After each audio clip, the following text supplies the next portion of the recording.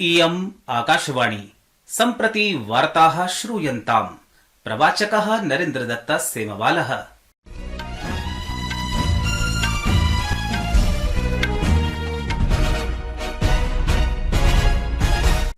आदौ मुख्यवार्ताः। प्रधानमन्त्रिणा नरेन्द्रमोदिना नोएडानगरे सेमिकॉन इंडिया इत्यस्य सत्रस्य उद्घाटनं कृतम्। दशकस्य अन्तिमकालं यावत् भारतस्य विद्युदुपकरणानां क्षेत्रं $500 बिलियन मूल्यकं कर्तुं संकल्पः च समुच्चारितः। जलवायुपरिवर्तनम्, ऊर्जासंक्रमणं च वैश्विकचिन्ताः सन्ति इति प्रधानमन्त्रिणा नरेन्द्रमोदिना प्रोक्तम्। वाणिज्य उद्योग मन्त्री पीयूष गोयल वर्यः भारतीय उद्यमशीलानां कृते अन्ताराष्ट्रिय व्यापारस्य सुगमतां प्रवर्धयितुं ट्रेड कनेक्ट ई प्लेटफॉर्म इत्यस्य उद्घाटनं कृतवान्। वियतनाम देशे टाइफून त्यागी इत्यनेन चक्रवातेन मृतानां संख्या 50,100 यावत् सञ्जाता अस्ति। अपि च हॉकी क्रीडा द्वन्द्वे भारतेन मलेशिया दलम् 1 क्रीडनाङ्कं विरुध्य 8 क्रीडनाङ्कैः पराजित्य उपान्त्यचक्रे प्रविष्टम्। अथ वार्ताः विस्तरेण। अद्य सिलिकॉन कूटनीतेः युगम् अस्ति। भारतं च सेमीकण्डक्टर इत्यस्य बृहत्तमोत्पादन केन्द्रं भवितुं प्रत्येकम् उपायं करिष्यति इति प्रधानमन्त्रिणा नरेन्द्रमोदिना प्रोक्तम्। सः अवदत् यत् उपकरणेषु प्रयुज्यमाणस्य चिप इत्यस्य उत्पादनसंख्यां वर्धयितुं सर्वकारः अवधानं प्रयच्छति। अद्य ग्रेटर नोएडा इत्यत्र सेमिकॉन भारतम् इत्यस्य कार्यक्रमस्य उद्घाटनानन्तरं प्रधानमन्त्री भाषमाणः आसीत्। स्वकीये भाषणे प्रधानमन्त्री देशे विद्युदुपकरणानां सेमीकण्डक्टर इत्यस्य च व्यापारं वर्धितुं सर्वकारेण कृताः विविधाः प्रोत्साहनोपक्रमाः समुद्घाटिताः। स अवदत् यत् अस्य दशकस्य अन्तिमकालं यावत् देशस्य विद्युदुपकरणानां क्षेत्रं $500 बिलियन मूल्यकं निर्मातुं सर्वकारेण लक्ष्यं निर्धारितम् अस्ति। डिजिटल इंडिया इत्यस्य उपक्रमस्य सफलतायाः विषये अपि प्रधानमन्त्रिणा प्रोक्तं यत् देशे अस्य बहुगुणक प्रभावः दृश्यते।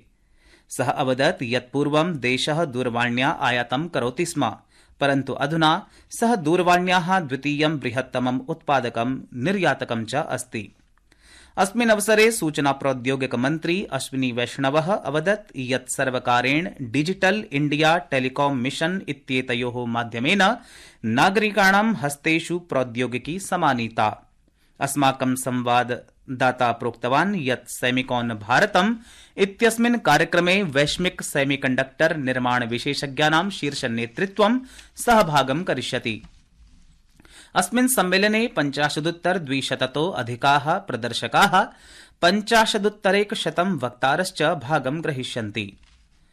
जलवायु परिवर्तनम्, ऊर्जासंक्रमणं च वैश्विकचिन्ताः सन्ति इति प्रधानमन्त्रिणा नरेन्द्रमोदिना प्रोक्तम्। डीकार्बनाइजेशन इत्यत्र हरित हाइड्रोजन इत्यस्य प्रभावं संवर्धितुं अन्ताराष्ट्रिय सहभागित्वं महत्वपूर्णम् अस्ति।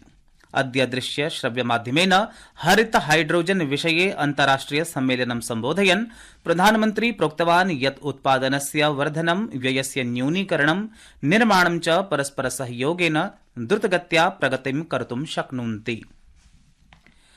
वाणिज्य उद्योग मन्त्री पीयूष गोयल वर्यः अद्य नवदिल्ल्याम् एकस्मिन् कार्यक्रमे भारतीय उद्यमशीलानां कृते अन्ताराष्ट्रिय व्यापारस्य सुगमतां प्रवर्धयितुं ट्रेड कनेक्ट ई प्लेटफॉर्म इत्यस्य समुद्घाटनं कृतवान्। कार्यक्रमं सम्बोधयन् श्री गोयल वर्यः प्रोक्तवान् यत् ट्रेड कनेक्ट ई प्लेटफॉर्म इति विविध मन्त्रालयानां, संस्थानां, संगठनानां च मध्ये सहयोगं वर्धिष्यति।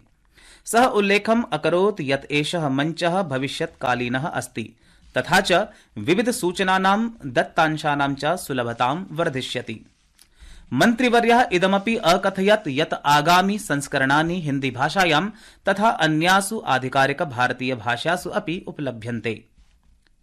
वियतनाम देशे टाइफून यागी इत्यनेन चक्रवातेन मृतानां संख्या 50,100 यावत् सञ्जाता अस्ति, यस्यानन्तरम् अद्य राजधान्याः हनोई क्षेत्रात् सहस्राधिकाः नागरिकाः सुरक्षिताः निष्कासिताः सन्ति। स्थानीय संचारमाध्यमैः ज्ञातं यत् ह्यः लावो काई प्रान्तस्य दूरस्थे पर्वतग्रामे लांगनु इत्यत्र अपि यागी चक्रवातेन भूस्खलनं सञ्जातम्। येन न्यूनातिन्यूनं 22 जनाः मृताः सन्ति। संस्कृतवार्तायाः संस्करणम् इदानीम् आकाशवाणीतः प्रसार्यते। सममेव अयं कार्यक्रमः आकाशवाण्याः अन्तर्जालपटले www.newsonair.gov.in इत्यत्र अथ न्यूज़ ऑन AIR इति चलदूरभाषीय तन्त्रांशे अपि उपलब्धो भविष्यति। नागरिक उड्डयन इत्यस्मिन् विषये द्वितीयम् एशिया प्रशान्त मन्त्रिस्तरीय सम्मेलनम् अद्य नवदिल्ल्यां भारत मण्डपम् इत्यत्र समारप्स्यते। अन्ताराष्ट्रिय नागरिक उड्डयन संघटनं नागरिक उड्डयन मन्त्रालयः च सम्मिल्य द्विवार्षिकस्य कार्यक्रमस्य आयोजनं कुरुतः। भारतं विश्वस्य द्रुतगत्या वर्धमानं विमानन विपणिकेन्द्रम् अस्ति। सम्प्रति च निजक्षेत्रे तृतीयं बृहत्तमं विपणिकेन्द्रम् अस्ति। गतदशके भारते विमानयानानां संख्या 400 संवर्ध्य 800तः अधिका सञ्जाता अस्ति। विमानस्थानकानि 74तः संवर्ध्य 57,100 यावत् वर्धितानि सन्ति। सर्वकारस्य उड़ान इत्यादिभिः उपक्रमैः क्षेत्रीय सम्पर्कं वर्धितमस्ति, येन दूरस्थानि क्षेत्राणि अपि विमानयान सञ्जाले एकीकृतानि भवेयुः इति सुनिश्चितं कृतमस्ति। जम्मूकश्मीर प्रदेशे गतसप्ताहे समारब्धे विधानसभा निर्वाचनस्य प्रथमचरणस्य प्रवर्तमाने प्रचारमध्ये चिनाबस्य डोडा क्षेत्रस्थे क्रीडाङ्गणे सितम्बर मासस्य 14 दिनाङ्के प्रधानमन्त्रिणः नरेन्द्रमोदिनः उच्चस्तरीयायै जनसभायै सज्जतां प्रचलति। अस्माकं संवाददाता प्रोक्तवान् यत् लोकसभायाः विपक्षस्य नेता राहुल गान्धी अपि डोडा नगरे जनसभां सम्बोधयिष्यति, परञ्च तस्य सम्बोधनकार्यक्रमः अधुना यावत् निर्धारितः नास्ति। प्रधानमन्त्री मोदीं राहुल गान्धीं च अतिरिच्य कांग्रेस दलस्य अन्य एकः प्रमुखः प्रचारकः इमरान प्रताप गढ़ी इति एषः अपि सितम्बर मासस्य 13 दिनाङ्के चारवाकहरा इत्यत्र जनसभां सम्बोधयिष्यति। अपरत्र नेशनल कॉन्फ्रेंस दलस्य प्रमुखप्रचारकः उमर अब्दुल्ला 12 दिनाङ्के डोडा क्षेत्रे कांश्चन जनसभाः सम्बोधयिष्यति। गुजरात राज्ये गतसप्ताहे कच्छ नगरस्य अब्दासा लखपत प्रदेशयोः अज्ञात ज्वरस्य प्रकोपात् 11 जनाः मृताः इति राज्यसर्वकारेण पुष्टीकृतम्। कच्छनगरस्य भ्रमणं कुर्वन् राज्यस्य स्वास्थ्यमन्त्री ऋषिकेश पटेलः प्रसारमाध्यमान् संसूचितवान् यत् 16 सन्दिग्धमृत्युषु 11 जनाः अज्ञातज्वरप्रकोपात् मृताः, शेषा 5 जनाः च अन्यैः विभिन्नैः रोगैः मृताः। मन्त्रिवर्यः अवदत् यत् राज्य सर्वकारेण रोगिणां चिकित्सायै विस्तृता व्यवस्था कृता अस्ति। भारतीय प्रधानमन्त्रिणं विरुध्यम् अपमानजनकं टिप्पणीम् अधिकृत्य मालदीवस्य निलम्बितौ 2 मन्त्रिणौ त्यागपत्रं दत्तवन्तौ। स्थानीय संचार सूचना माध्यमैः ज्ञातं यत् मरियम शिवना, माल्शा शरीफ च व्यक्तिगतकारणम् उद्दिश्य त्यागपत्रं प्रायच्छताम्।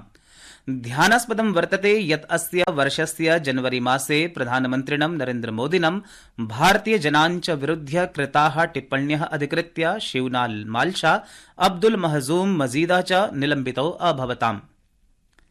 जम्मूकश्मीरे अद्य प्रातः संघर्षविरामस्य उल्लङ्घनं कुर्वन्तः पाकिस्तानस्य सैनिकाः अकारणं भारतीयसैन्यस्थात्रेषु गोलिकाप्रहारं कृतवन्तः, यस्मिन् सीमा सुरक्षाबलस्य एकः सैनिकः व्रणितः सञ्जातः।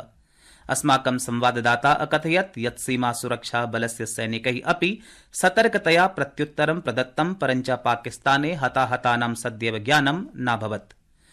हॉकी क्रीडा द्वन्द्वे विगत वर्षस्य विजेतृदलेन भारतेन अद्य मध्याह्ने चीनस्य हुलनबुइर क्रीडाङ्गणे राउण्ड रॉबिन इत्यस्मिन् क्रीडाचरणे पुरुषाणाम् एशिया चषक क्रीडा द्वन्द्वे मलेशिया दलम् 1 क्रीडनाङ्कं विरुध्य 8 क्रीडनाङ्के पराजित्य उपान्त्यचक्रे प्रविष्टम्। राजकुमार पालेन निरन्तरं क्रीडाङ्कत्रयं समर्जितम्, अपरत्र अरिजीत सिंह हुण्डलेन च क्रीडाङ्कद्वयं समर्जितम्। इति वार्ताः।